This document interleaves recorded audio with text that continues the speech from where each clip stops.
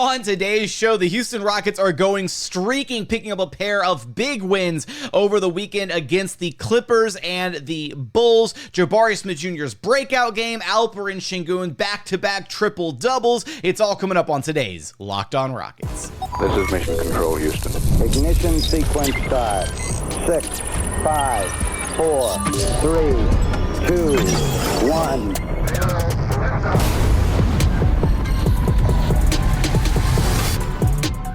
The Houston Rockets are going streaking, winners of 5 in a row, and it's a Monday, so we are rocking our Margarita Monday shirts in celebration. What is up, and welcome to another edition of Locked On Rockets, your daily podcast home for everything Houston Rockets basketball. As always, I'm your host, Jackson Gatlin, native Houstonian and credentialed media member. I'm also the host of Locked On NBA Thursdays. Be sure to follow along wherever you listen to your podcasts or on YouTube. Just search Locked On Rockets, where the best way that you can help us grow our show is to listen every single day on a podcast platform of your choosing. Like and subscribe on YouTube. Drop us a comment while you're there. Tell me your favorite thing from the blowout wins against the Clippers and the Bulls over the weekend. Do a drive-by. Just say Go Rockets. It helps us out a ton. And of course, also subscribe to the new daily Locked On Rockets newsletter. That one is really important.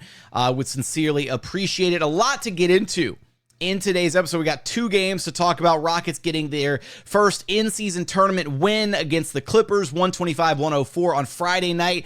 Talk about Jabari Smith Jr.'s breakout performance in that game and just how good the Rockets look there. And then they follow that up with their 5th straight win, 143-107 against the Chicago Bulls. Just a dominant performance by the Rockets, their most dominant performance this season. Going to unpack all the stuff from both of those games here in just a moment. Now, today's episode is brought to you by FanDuel. New customers can place a $5 bet. You'll get started with $150 in bonus bets if you win your first $5 bet. Visit FanDuel.com to get started. And as always, thanks so much for making Locked On Rockets part of your day every single day, whether it's on your way to work, on your lunch break, in the gym. Thank you so much for being one of our amazing everydayers. Let's start with the Rockets win against the Clippers, 125-104. And while this was the Rockets' first taste of NBA Cup action this season, and they walk away 1-0 so far in their group, a plus 21 point differential. So the Rockets are leading West Group A currently. That's Rockets, Sacramento Kings, Minnesota Timberwolves, LA Clippers, and Portland Trailblazers. So they walked away big-time win in their first in-season tournament game. That was not their first taste of the Clippers. And this game felt distinctly different than the first meetup with the Clippers. And largely, this season, the Rockets starters have really struggled to... Now, their net rating, their numbers have looked good, you know, when you zoom out and you look at it from like a 10,000-foot view or whatever. But the Rockets starters have largely struggled a lot in some of these games to start off, with good standing, to come out with the right energy. It oftentimes, right, it takes, that first round of substitutions when the Terror Twins, when Amin and Tari check in and start dominating the game off the bench. That's when the Rockets have really found, their rhythm. And then the starters are able to kind of build off that momentum, usually in the second half of games, that kind of stuff. This was a welcome surprise because the Rocket starters were dominant from the jump. They looked really good. Rockets took a 29-21 first quarter lead, and then they carried that momentum into the second quarter, had a 37-25 second quarter. They were just flat out dominant. They had a 20-point lead at halftime. And a huge part of the Rockets' success in this game and why the starting lineup looked so good was the breakout performance from one Jabari Smith Jr. Holy crap, he looked awesome in this game. He finished with 28 points on 11 of 17 shooting. He was 5 of 8 from downtown.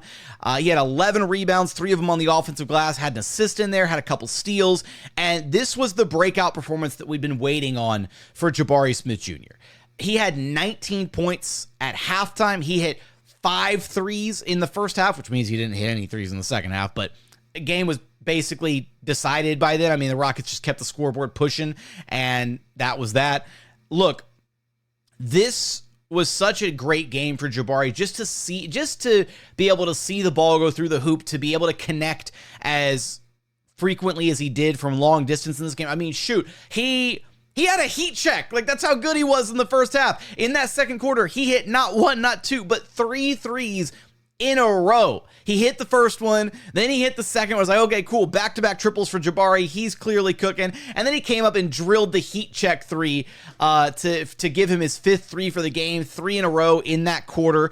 He tried to go for a 4th one. Man, I feel like the roof would have exploded on Toyota Center if Jabari had hit that 4th three. Look, this just goes to show you how important Jabari Smith Jr. is in the scope of the Houston Rockets offense, and in particular, in that Rockets starting lineup. Now, things also looked pretty solid because Fred was knocking down his shots. He finished 18.7 of 15 shooting. He was 4 of 8 from downtown. The Rockets as a team shot a blistering 19 of 44 from 3, 43.2% from downtown. Easily their best three-point shooting performance of the season, and this is what it looks like. When the Rockets are knocking down their threes, good things happen, right? They're able to reliably execute their offense. They're able to move the basketball. They made really great, quick, crisp decisions offensively, and this is why it's so important for Jabari, and not even to a lesser degree, but obviously, right, like Fred VanVleet was slumping. Dillon Brooks wasn't having the hot start to the three, to shooting from outside that he was last year, although he's been the most respectable three-point shooter of the Rockets starting lineup to date. Jalen Green's been slumping after his hot start to the season. And so the Rockets have really dealt with a lot of adversity in their starting lineup, in particular when it comes to just their outside shooting. But when you have Jabari hitting at a high level, when you have Fred VanVleet hitting at a high level, when you have Dillon Brooks hitting at a high level, this is how effective the Rockets offense will look. And a big part of that was Alperen Sengun facilitating, making decisions out of the middle of the floor. Alpi finished with a triple-double, 16, 10, and 10 against the Clippers. Fred VanVleet was flirting with a triple-double with 18, 7, and 10. So those two guys doing a great job facilitating, finding the right guys, finding shooters, and then the shooters were actually delivering and knocking down shots. And for Jabari, again, he's kind of the swing factor for this Rockets starting lineup, because I know Fred's been slumping, but Fred, historically a great knockdown shooter. He was going to get back on track sooner rather than later. Great to see Fred have the production that he did in this game. Dillon Brooks has been consistent. Jalen, strong start to the season, needs to get back to how he was playing earlier in the year, needs to get back to knocking down those outside shots. So TBD on Jalen. But Jabari is kind of a significant swing factor for this Rockets team. When he is on offensively, when he's knocking down the shots that he gets within the flow of the Rockets offense, everything else comes together. Everything else looks smooth, and then it makes it so much harder for defenses to try and collapse and try to take away what the Rockets want to do, either the two-man game between Fred VanVleet and Alperen Sengun, or just Alp, in isolation, attacking in space on the perimeter, or posting up, or Jalen Green getting downhill. All these different elements that are kind of the bread and butter of the Houston Rockets offense. When the Rockets just aren't knocking down their outside shots, defenses can pack the paint, they can double and triple team the Rockets star players, and then everything gets bogged down and mucky and gross offensively. But you can't do that when the Rockets ancillary pieces, when Dillon, when Jabari, when they're knocking down their shots. This is how good things can look. So I just want to give Jabari his flowers for having such an amazing performance against the Clippers. Hopefully a breakout performance that he can build on as the season progresses. Elsewhere in this game, the Terror Twins doing what they do, big performances off the bench. Tari Eason with 17 points, 6 rebounds, 1 assist, couple steals, had a block in there. And then Amin Thompson, 12 points, 5 rebounds, 3 assists, a steal. Those two guys getting in a lot of work off the Rockets bench. Although, again, the starters were so effective in this game. Everybody outside of Jalen Green had a ridiculous plus-minus. Alperen Sengun, plus 38, Fred plus 39, Dillon plus 37, and Jabari a plus 31 in that win against the Clippers. And then I have to highlight here Dillon Brooks, whose defense on James Harden was inspired, to say the least. James Harden had a chance coming into Friday night's matchup against the Rockets to break the record and become the second leading three-point maker, second most made threes of all time in NBA history. And the Rockets limited him to just 3 makes from downtown. James finished 3 of 9 shooting. And Dillon Brooks took on that challenge. Dillon Brooks was clamps on James Harden all night, had him frustrated. In part to Amin Thompson, Tari, Eason, those guys doing their job as well, really suffocating the Clippers defensively all over James Harden. At one point, James was like so fed up with Dillon Brooks, he was complaining to the officials, and Dillon just was literally shadowing James Harden every second that he was on the floor, and Dillon walked over with James to listen to James complain to the official, and was just the ultimate troll, just sitting there and just listening to the conversation. And then as things wrapping up, he had some words for James as James was walking back to the Clippers bench. So that was a ton of fun to watch those two guys go head to head. Last thing from this game, though, Kevin Porter Jr., who did ultimately get a second crack at the Rockets despite how badly he played in the first meeting between these two teams. He finished with 15 points, 5 of 10 shooting. He got to the free throw line in the fourth quarter against the Rockets, and he bricked back-to-back free throws, giving everybody in Toyota Center free Whataburger. I had a few fans who told me, they were like, I think he did that on purpose, right? To give the fans their free fourth quarter or whatever, kind of like Boban-esque when Boban has visited his old teams before, how he's bricked free throws and, given the fans exactly what they wanted. In fact, I think he did it against the Clippers, did he not? Where he bricked a couple free throws in LA. Maybe I'm mistaken on that one, but I don't know if he bricked them on purpose, but shout out to Frank from Rockets Chop Shop, who said it's the most that Kevin Porter Jr. has done for the city since dropping 50 against Milwaukee. I was like, man, that was savage. But hey, the head honcho gave everybody free Whataburger. I'm the head honcho. And the Rockets got a big win against the Clippers, 125-104. I want to know what your favorite part from this Rockets-Clippers game was. Let me know in the YouTube comments. Coming up, we got to talk about the Rockets' next game against the Chicago Bulls. A dominant performance, 143-107. We're going to get there in just one moment.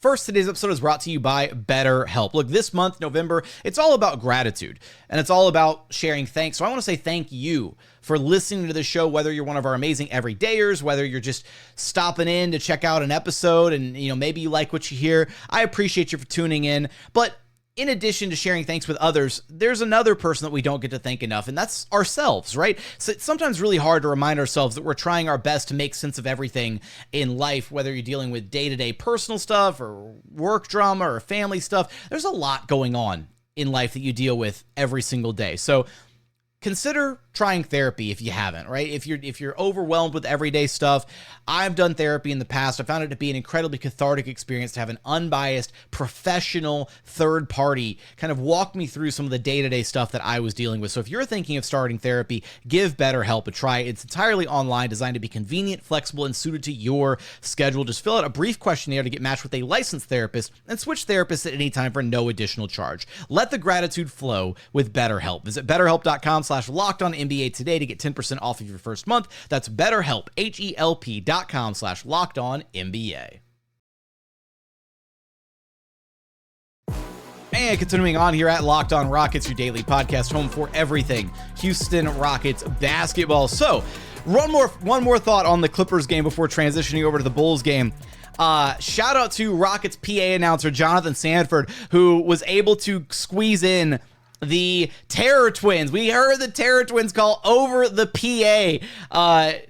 Amin Thompson drove into the lane at one point, picked up his dribble, got kind of stuck, and then Tari Eason cut in from the wing, and Amin was able to drop him, dime him up with a beautiful little bounce pass. Tari finished at the rim, and we heard Sanford hit the PA with the Terror Twins call out. It was such a cool moment to watch that nickname evolve and go from just being something that Madison was using on Twitter, kind of talking about that. And then for him, he brought it on the show, made it a part of what we were using here at Locked On Rockets. And then to see, Craig and Ryan and Vanessa and now Jonathan really pick up on that Terror Twins nickname and just have it grow into a life of its own. It's really cool. And that's how nicknames should work.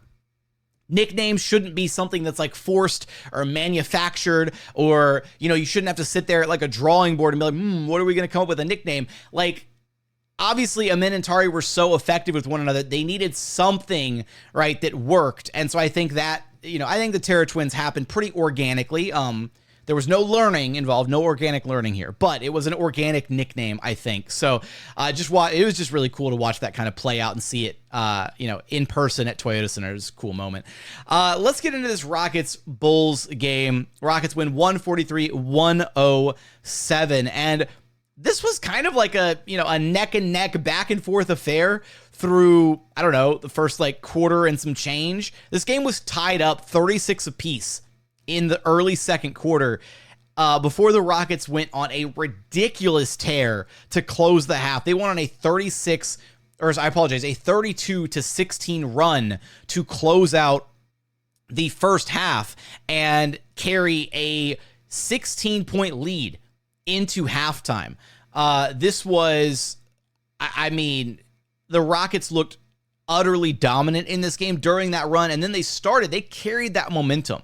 The momentum that the Rockets had to close out the first half, to close out that second quarter, they carried that into the third quarter, and they started the third quarter on an 11-0 run. They basically ballooned this lead up to 30 at the beginning of the third quarter and never looked back. They just kept piling it on and on and on. The Bulls had zero answer for what the Rockets were doing. Defensively, things look fantastic. We saw it last season when the Rockets played the OKC Thunder, and we've seen it a lot this season where Ime Udoka has trusted Alperen Sengun to guard the non-shooter defensively, and that's allowed Sengun to be in the right places to help rebound, to switch, to contest at the rim, and that was the exact same thing that happened in this game. The Rockets guarded Josh Giddey with Alperen Sengun. They put Jabari Smith Jr. on Nikola Vucevic to allow all of those actions to be switched on the perimeter.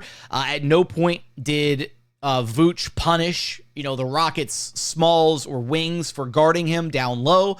And the Rockets just had the Bulls, completely turned around defensively. They couldn't get anything going at one point. Again, they held them to a complete shutout at the top of the third quarter while they extended that lead. Just miss after miss after miss. They held the Bulls to 33.6% shooting overall, only 25% shooting from the three-point line. This was not only a dominant defensive performance for the Rockets, who have been able to lean on and rely on their defense throughout the season, but the Rockets had their best offensive performance of the season against the Clippers, a season high 128 points. 125 points against the Clippers. And then they turned around and then bested that season high with 143 points here against the Bulls. And man, 4/5 of the Rockets starting lineup looked amazing against the Clippers. Everybody but Jalen Green really showed out against the Clippers in that IST game. Everybody, all 5 Rocket starters looked solid to great in this game against the Bulls.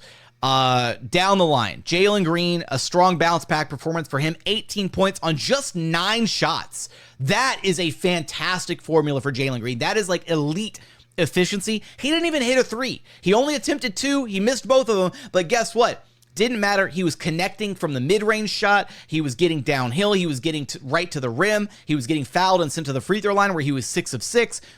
He had 4 rebounds, had an assist in there, had a couple steals. This was just a solid, quiet kind of night at the office for Jalen Green, but a very efficient, great performance for him. Great way to bounce back after his struggles against the Clippers. Fred VanVleet, 28, 7 and 7 on 10 of 16 shooting, a fantastic performance for him. Fred, whenever he goes to Chicago, when he goes to Milwaukee, he always brings in a bunch of people because he's from Rockford, Illinois. So, he's playing in front of a bunch of friends and family. So he wanted to show out, of course, but, easily his best offensive performance of the entire season, maybe arguably his best all-around game. Dillon Brooks, 15 points, 7 of 13 shooting, solid defense throughout the evening.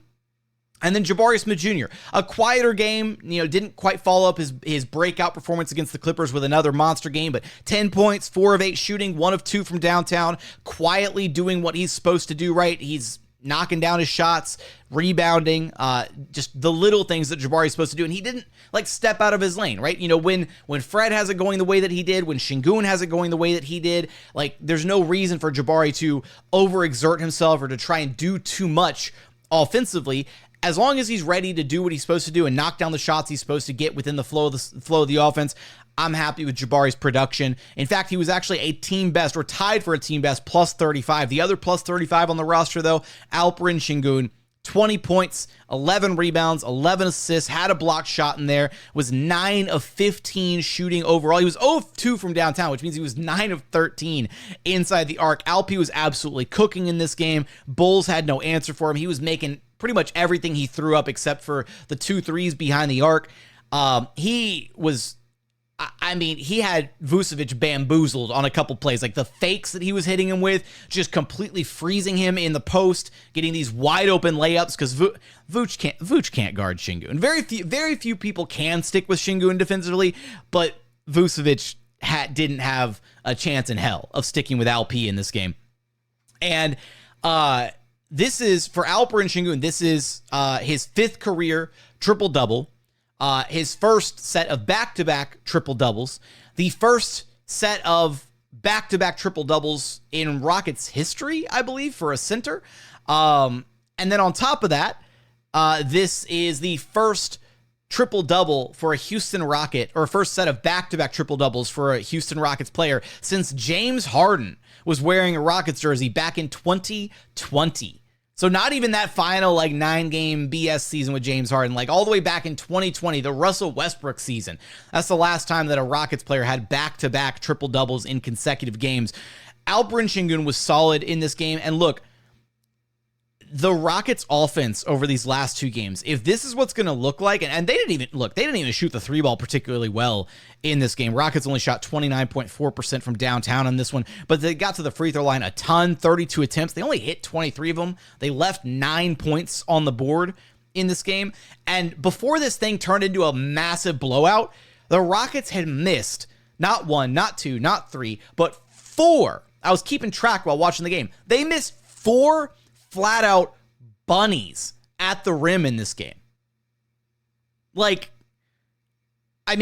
blowout could have been even worse than it was. It kind of looked like the Rockets, they didn't quite have as much energy as the Bulls starters did. As good as the Rockets starters did play in this game, the Bulls were just outworking the Rockets through the first quarter and some change before things really started clicking.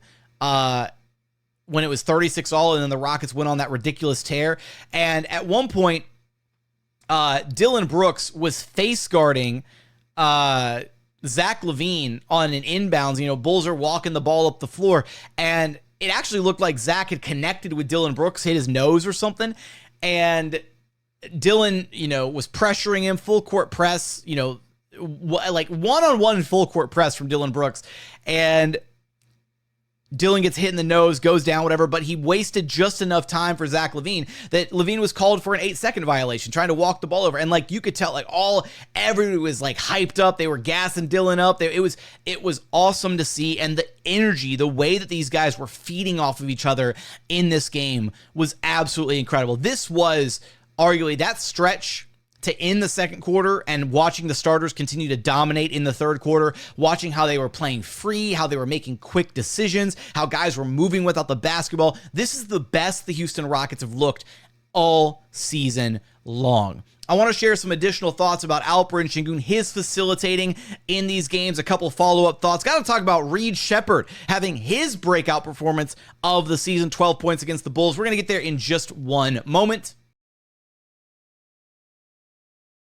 First, today's episode is brought to you by FanDuel. Get ready to tackle the NFL action this season with FanDuel, America's #1 sportsbook. Right now, new customers can bet $5, just $5, and get $150 in bonus bets if you win. The FanDuel Sportsbook app gives you everything you need to place live bets on the NFL all in one spot. So if you get a hunch in the middle of the game, you can check out the latest stats, view live play-by-play, and so much more on the exact same page where you actually place your bets. Just visit FanDuel.com to join today. And while you're there, take a look at all the different odds available to you. Check out their parlay builder, check out the different season awards winners, or the outright favorites to win this year's Super Bowl. Right now, the Detroit Lions, the new favorite at plus 420, the Chiefs behind them at plus 500, the Ravens plus 650, the Bills plus 700, and rounding out the top 5, the Eagles plus 900. All those odds and so much more on FanDuel.com. Never waste a hunch and make every moment more with FanDuel, an official sportsbook partner of the NFL.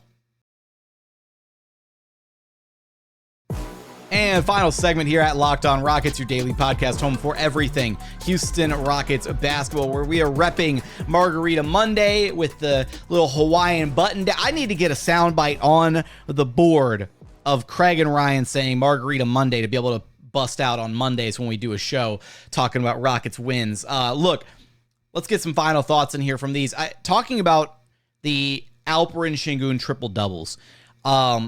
This really feels like some of the best offense that we've seen the Rockets run in really ever under Ime Udoka. This is how it should feel like on a nightly basis, where everything was just, it was quick decisions. It was simple little actions. I loved the way that the Rockets actually started the game against the Bulls. They ran a couple different sets specifically for Jabari Smith Jr. Now, he didn't make these early shots that he was getting, but they ran him off a curl on one play. They got him down, getting a little bit downhill towards the rim on another possession that resulted in some free throws. They ran some actions to try and get Jabari Smith Jr. going early. And I love that recognition from Ime Udoka. Hey, all right, you just had a breakout game last season. You've been struggling so far. Let me try and run you a couple plays early to get you some touches, to get you in rhythm, to get you a good feel for the game. And it didn't ultimately translate into a big game for Jabari Smith Jr., but I do feel like at times Jabari can get forgotten about, right, amongst the Rockets starters. Again, sometimes he's the fourth or maybe even the fifth option out of the five starters, and that can be a tough role, right? It can be really tough to find your rhythm when that's the case. So I liked seeing Ime trying to get him going early. And again, quiet night at the office for Jabari, but it's that mentality, right, of trying to get other guys involved. Now, offensively, with Sengun with the 11 assists, I mean, I don't know, things just looked like they were moving so seamlessly for the Rockets in this game. Guys were moving without the basketball. Guys were cutting. That was, to me, the biggest difference maker in these two games with Alperen Sengun notching back-to-back triple-doubles is Sengun's passing is really solid, and there's plenty of opportunities that he has where guys, where he'll draw a double team and kick it out to the open shooter or whatever.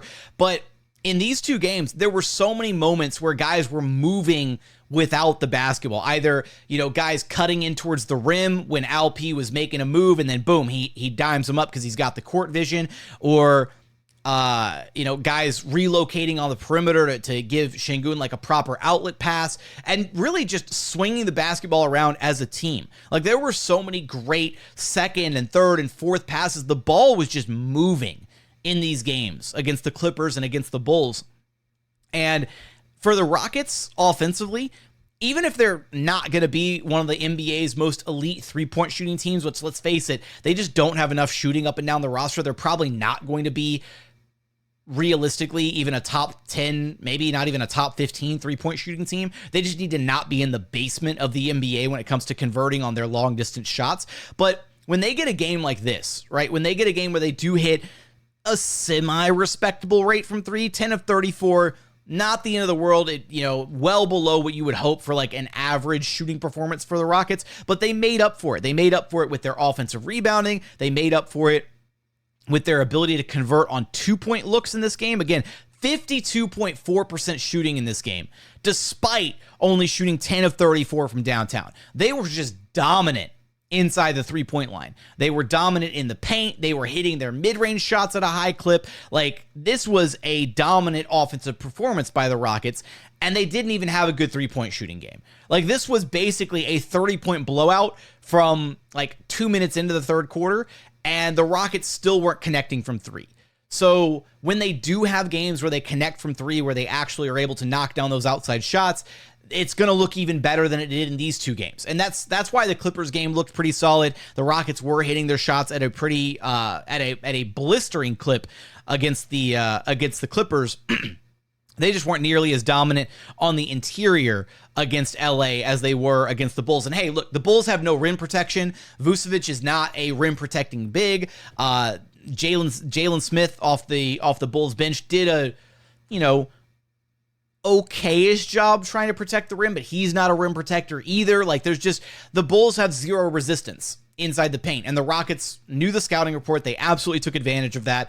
Off the Rockets bench, Amin Thompson understood the MO in this game. 16 points, 5 of 6 shooting. Got to the free throw line 8 times. Hit 6 of them.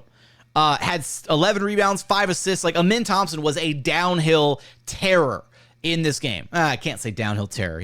That's co-opting the terminology from his Terror Twins nickname. Damn it.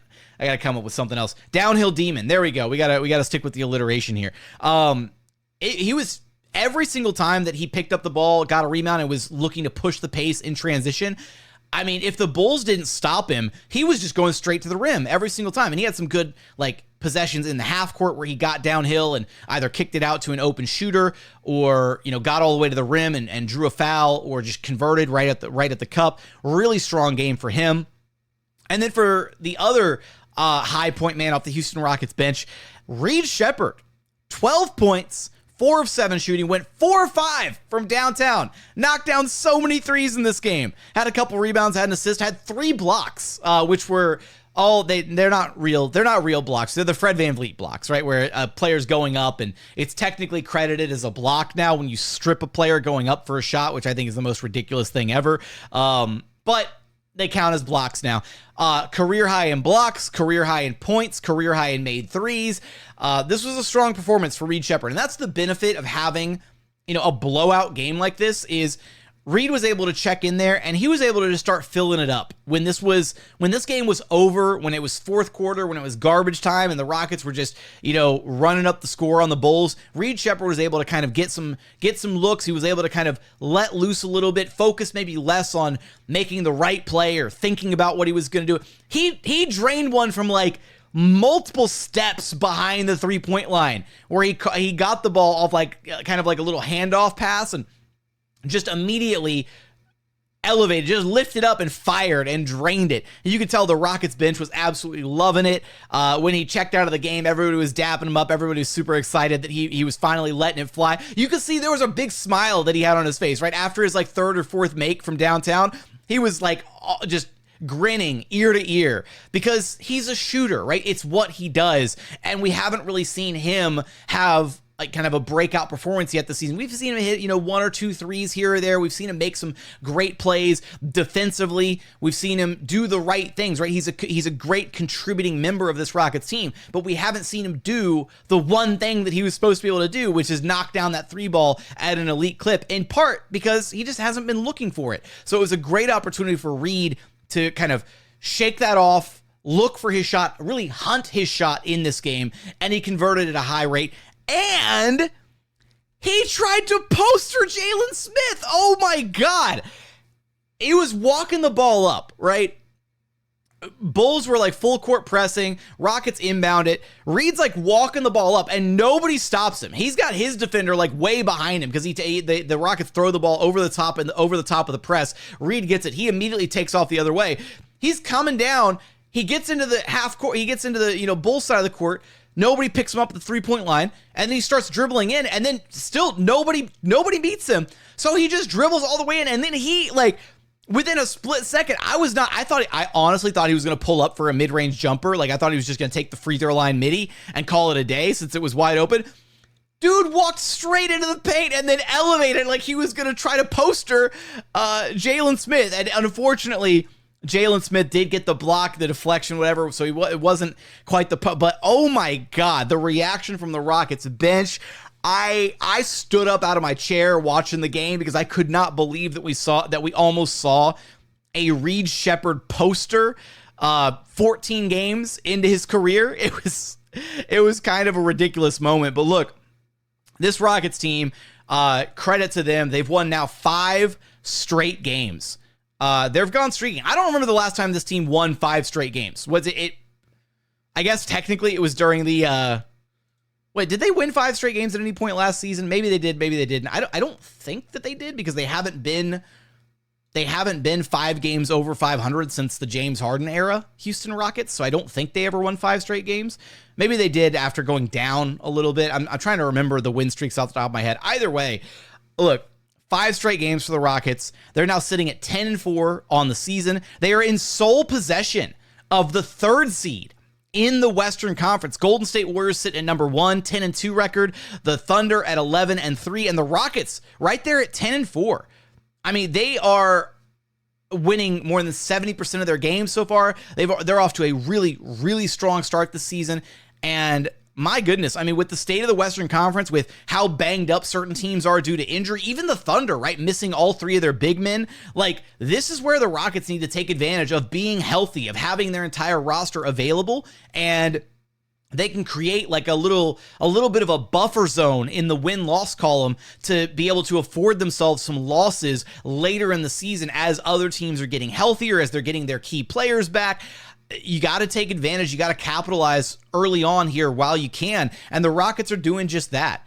I mean, this is such an incredible start to a season. The team has looked really good. It feels like they're all starting to, get into this rhythm, this chemistry with one another. The starters are starting to look really comfortable playing off of one another these last couple games. We know how effective the Rockets bench has been. Reed Sheppard with a little bit of a breakout performance here against the Bulls.